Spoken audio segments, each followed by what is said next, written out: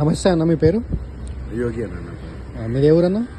విశాఖపట్నం. ఇప్పుడు రాబోయే 2024 ఎన్నికల్లో ఏ ప్రభుత్వం రావాలనుకుంటున్నారు? డెఫినెట్గా వైఎస్ఆర్ ప్రభుత్వం రావాలనుకుంటున్నాను. ఎందుకని వైఎస్ఆర్సీపీ రావాలనుకుంటున్నారు?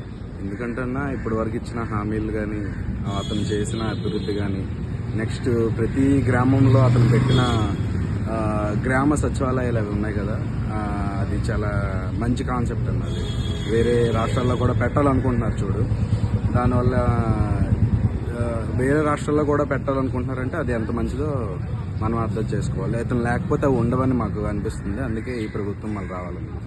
మరి మేనిఫెస్టో ప్రకటించారు కదా జగన్ గారు, చూసారా మీరు? చూసాను.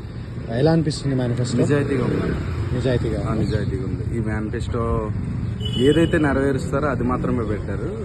చాలా నిజాయితీగా ఉంది. ఈ మేనిఫెస్టో మాకు నచ్చింది కూడా. 100% ఇప్పటి వరకు ముందు ప్రకటించిన మేనిఫెస్టో ఉంది కదా, అది 99.9% అమలు చేశారు. ఇది కూడా అలా అమలు చేస్తారు. ఇది 100% అమలు చేస్తారనే నమ్మకం మాకు ఉందన్న. ఇప్పుడు మరి మీరు మేనిఫెస్టో చూసారు కదా, మీకు అందులో నచ్చిన అంశం ఏంటి?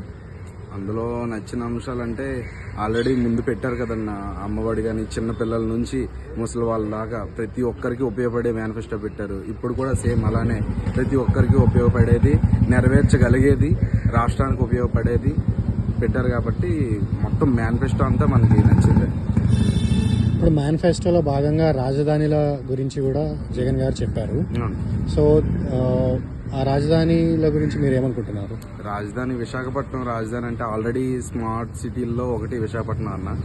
ఇది రాజధానిగా అవ్వడం వల్ల ఏంటంటే గవర్నమెంట్కి కూడా బడ్జెట్ తక్కువ అవుద్ది అనమాట. రాజధాని కొత్తగా నిర్మించడానికి ఇది కాకుండా కొంచెం బడ్జెట్ అది తక్కువ అయ్యి, నెక్స్ట్ రాజధాని కూడా మంచి ఏరియాలో మంచి ప్లేస్లో పెట్టారు. కాబట్టి ఈ ఏరియాలో ఉండే వాళ్ళకి, యువతకి కానీ ఎవరికి కానీ అవకాశాలు కానీ ఉద్యోగ అవకాశాలు అవి పెరుగుతూ ఉంటాయన్న.